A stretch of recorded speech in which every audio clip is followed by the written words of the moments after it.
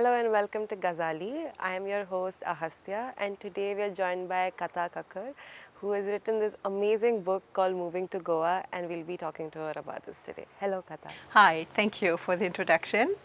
Yes. So, if you could introduce the book in your own words, how would you like to introduce the book to the viewers? A gift of love for the Goans. So, in a way, it was important to me to write about the many things of Goan culture that are not so known, especially not to people who visit. And Goa is so rich. The people have such an amazing culture and they live it. It's a lived culture. So that mattered to me to introduce Goa not as the dream of party, sex, and beach, but that there's way more to discover and to appreciate. So that is, I would say, what this book, Moving to Goa, meant to me, to show the broader picture of Goan culture and its amazing people. All right, that is really lovely, and I feel like that really also came out in the way that you've written the book, and it gives a complete and a very wholesome approach to Goa as well. And you are trained to be an anthropologist, right? And how did being an anthropologist sort of influence the way you looked at Goa as well? Yeah, I think quite a bit. So I think it's two kind of strains. One is your own personality. There are people who are very shy, or maybe people who are not so interested. And I would say I'm a person who has always been very curious about the world. Even as a child, I love to discover things. So it's my personality to be curious about an environment, and then the anthropological lens, of course, adds to it. I've been trained to, look. Almost dance with the culture. You come closer, you look at as an outsider, you step back and see the larger picture. You're interested in doing research. So that kind of gave me the framework of writing this book. So I would say it helped. Another sort of thing that I really wanted to know is, being a Goan, there are certain sort of experiences that you have in Goa which are very organic, like you don't have to really seek them out. So how much of your research was organic, and how much of you did you have to go and search to find out? It's interesting that you mentioned the name organic, because that's how I describe myself as a writer. Writers, there are very different ways of writing, and again, it's who you are as a person, how you, some people structure their writing from A to Z and really have thought it through, and then once it's thought through, they write it up.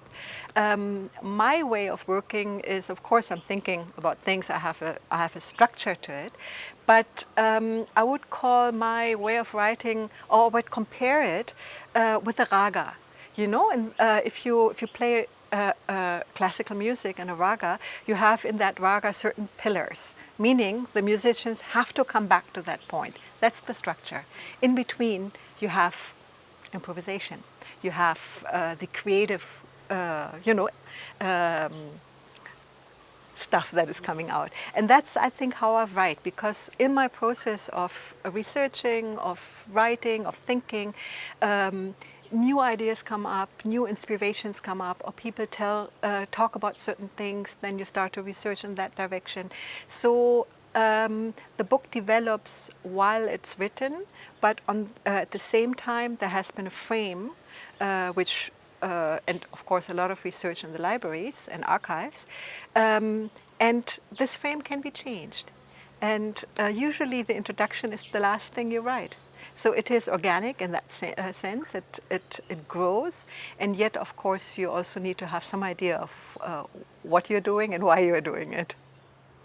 And being an academician, we often tend to sort of complicate our writing, but your writing is so, like, it's easy and it flows so beautifully. And how important was it to you to write it in a way that is accessible to people, and write it in a very easy way? Super important. If a book is well written or easy to read, it's a huge compliment for the author, because the easier it is for the reader, the more work had gone into it. you know, if you write, if you put all that effort into it, you would like people to get excited about it. If it's all written in some academic language, you lose people, you lose the interest of it. So I'd like to find a language that speaks to people, that kind of draws them in, and it's easy to understand, and yet it also transports information, knowledge. So I feel very honored of what you said. It makes me feel happy that you read it that way, that it's an easy read. Yeah, so I put effort into it to translate, so to speak, things into a language, or trying to find a language that is easy to follow. And you also traveled a lot to sort of like research for this book. Yes. What is one like sort of interesting experience that you had while traveling that you have not written in the book? Many actually. You know, the interaction with people. I, of course, talked to many more people than I could cover in the book. The kindness and hospitality, the openness people in the villages, and whether it was tribal people, whether it was villagers, I'm a total stranger to them. I come there, I ask them questions about themselves, about their activities and so on, and that was often very touching. You know, you're invited to tea, or people show you things, and so there are obviously lots of things that I have not written in the book because there's a limit of what you can write, but also being in nature. Like once in a while I took friends along, so that was fun, and we searched for places, we went on walks and hiked through the hinterlands, which were things I probably would not have done without researching for the book. So it opened up new spaces for myself also, which I'm very grateful for. And that kindness of the diversity of people I talked to that they have given to me will always remain with me. That is really lovely. And how important was it to sort of learn about Goa as an outsider? Because a lot of people who do come here do not take that effort to sort of go out of their way to learn about Goa beyond their particular sphere. So as an, I'm using the word outsider and insider, but also how did you want to like sort of approach Goa and learn about it as an outsider? I decided to settle here. So, and I've lived in other places of the world, and wherever I am, I make it my home. And home means also to know a little bit more about where you live and who you share the space with. And I don't just mean human beings. I mean animals. I mean nature. So it's my, again, kind of what I mentioned in the beginning, natural curiosity to understand where I am and to be at home. So I think that was the motivation. We had already lived here for 10 years when I decided to write that book. So I had lots of impressions and lots of things that I didn't understand. I realized there's so much here, but you couldn't find the right books also about it. So that's how it came up, to just think, I write my own book. I dig a little deeper.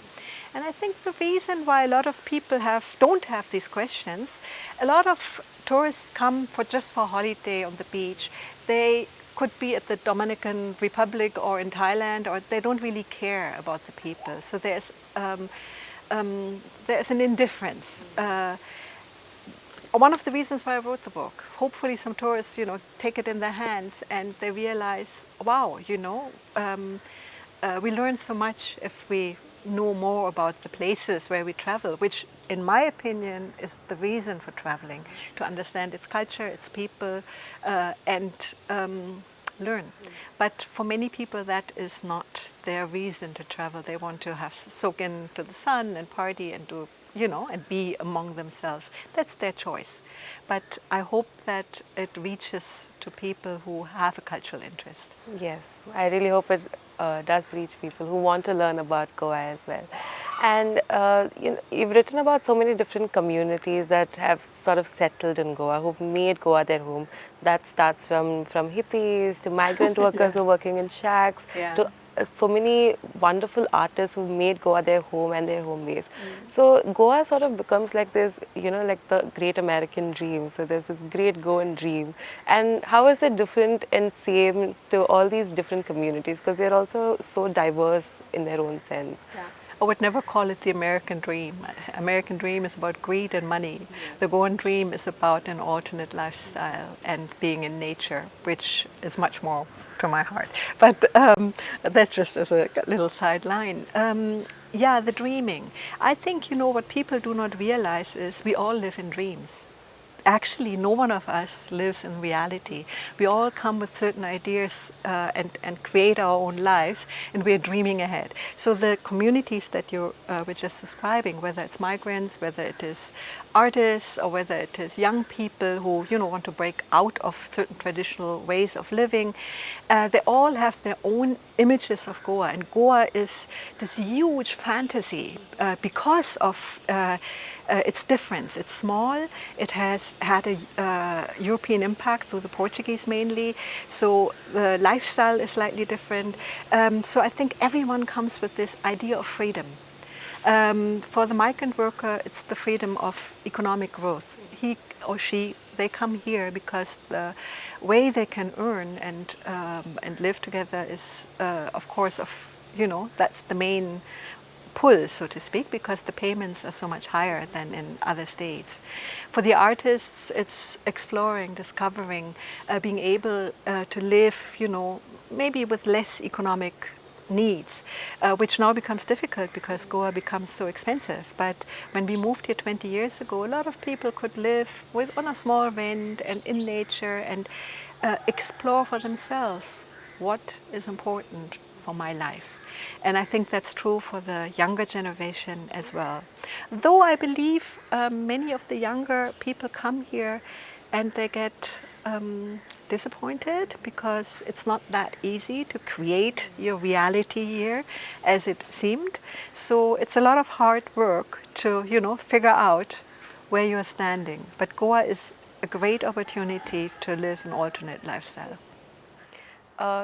Coming from that, you've created such a lovely home here in Benolim. And, Benolim also has so many mentions in your book, right from the crazy people of Benolim and comparing them to those of Moira. So how much has Benolim as just a small, tiny village sort of like helped you understand the macro identities of Goa? That's an interesting question. Because in a way, the macro and the micro are always intertwined. Like if you take, for example, Benolim with its many temples that have been destroyed, there were 8 temples before the onslaught of the Portuguese, and you look into the wider picture of Goan's history, it tells you a lot. The micro tells you a lot about the whole history of the diverse talukas and places and people. Then you have again history, how things merge. For example, the Saiban tradition, which is in all Catholic areas, where the Marys, the different forms of Mary, are carried to the houses and have a sleepover party from house to house. It so much reminds me of Hindu worship, of the mother goddess. And so I think there's an adaptation that had taken place at that time to also draw people in. You cannot just, give them a new religion. There needs to be a cultural fabric. And so these things you can observe in your own village. For me, it was Benolim. And then many questions come up. What are the traditions in other villages? And how did, history merge cultures? Or how have people changed the dress code? Or if you look at this house, which is so-called Portuguese architecture, it's not Portuguese. There are many styles in there. It's Indian. It's, of course, also some European influences, Spanish, French, Portuguese, and so on. So that curiosity of where are these things coming from, and I start, you start in your microcosmos. You start asking your neighbors. You start walking in the village. So yes, Benolim has a lot to offer to understand Goan culture, and then it's easy to expand into different places and people. in Goa also there are lots of questions around identity. Do I really belong here? Like, who is an insider? Who is an outsider?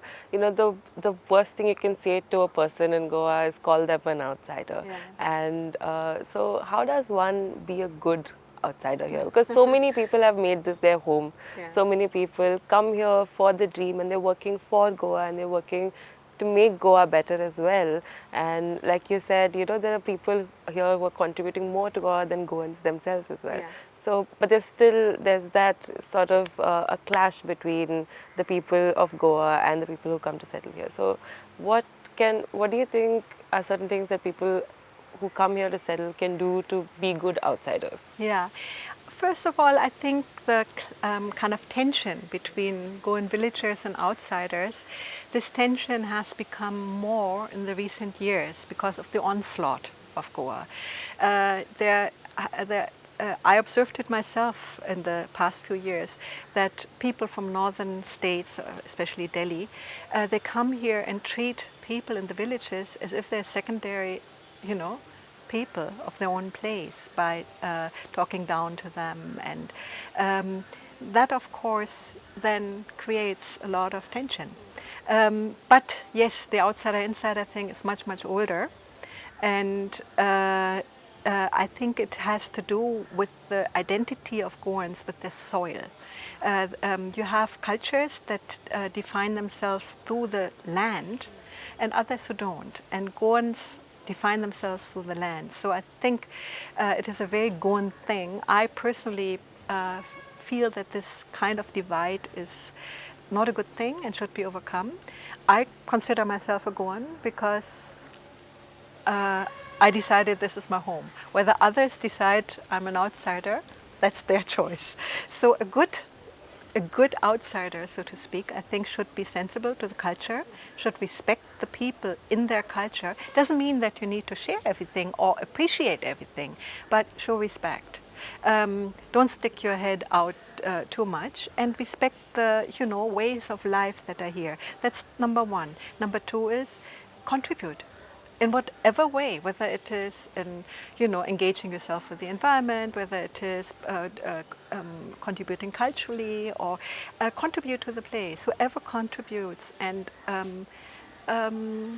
respects the space in which he or she is living is a Goan for me. That's really lovely to know, and it feels so validating to hear it from you as well. And one last thing I would like to ask is, you wrote this book in 2013, Yeah. and it has been another decade since then. And reading your book, you've covered so many different aspects that you probably wouldn't think to learn about Goa unless you're like living here for a long period of time. From the hippie history to the various rituals that happen in temples, and there are so many stories that you've covered. But in the 10 more years that you've lived here, do you feel like you've missed out on anything? And is there something else that you would like to add to the book in the next? Oh, one always can. I mean, it's always just a handprint that you are taking. So in the 10 years, I discovered many more rituals actually in temples I didn't know about, in different villages. But I would say that if I'd write another book on Goa, my interest would be, I would look deeper into the hinterlands, tribal cultures, and a lot of people have now written about it. Just now there's a book that came out on folk tales of Goa, and so there's there's an awareness, and more is published now than earlier. My interest would be really to learn from the people in the hinterlands. Especially the so-called tribal communities have a tremendous close connect to nature. And there's social fencing, which means they protect certain environments through, let's say, creating a certain fear of ghosts or whatever it is. But and I'd be interested to learn from that culture that has been transmitted mainly orally through centuries. So looking deeper into nature, looking deeper into the diversity of what Goa has to give, and what unfortunately is destroyed these days rapidly through greed, politics, and the onslaught from the outside. So what we need to protect, I'd like to research a little bit deeper, and I might. That is very hopeful as well, to sort of go back into things that we need to protect. And I actually had one more question is, we were speaking before and you mentioned that a lot of people have written to you saying how they've connected to this book, and more people are also coming to go after reading the book. So what is one of your favorite sort of like a response that you've gotten from a reader? There are so many different responses. It's difficult to pick one out, but what always touches me very much is if a Goan actually writes to me or talks to me and says, I read your book and I learned something I didn't know about, and that there is an openness within your own culture to even dig deeper. So that is something that makes me very happy. But also just the openness and curiosity of people, that as someone who has written that she felt she really wants to now travel through Goa, and this was something that was never on her mind earlier. So if you trigger something that makes people to open their eyes and ears and look and just take in and be in the moment and you appreciate what they're surrounded with, then I'm happy.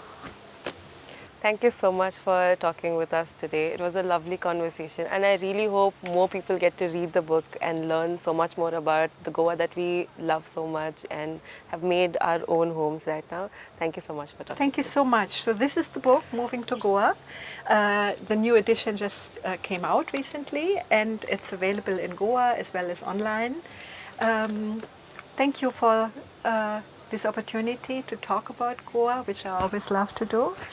And yes, I hope that all of us in the near future will be able to unite stronger to also fight to keep Goa green, to keep Goa protected, so it doesn't become another, built up horrible scenario where we are right now heading to. So let's hope Goans as well as outsiders unite and keep Goa green.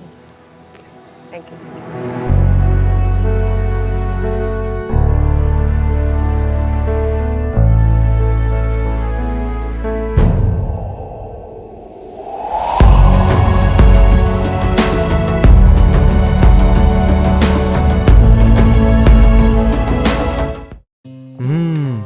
Madam सुगंध तर इतलो बरो येता जाणा. Thank you. टिफिना वांगडा त्यो न्यूट्रिशनाच्यो गुळयो दिवपाक विसरू नाका हा. आता तो न्यूट्रिशनाच्यो गुळयो विसर. कित्याक? या तांदळातूच सगळे न्यूट्रिशन मेळटले. पंचामृता फोर्टिफाईड राईस हातूंत iron, zinc, folic acid, vitamin A, B सारकेले 9 मिनरल्स आसात. तर हे झाले नाही निरोगी आणि सुवादिक. तर पुराय पौष्टिक आहारा खातीर पंचामृता फोर्टिफाईड राईस असल्यास पुरो.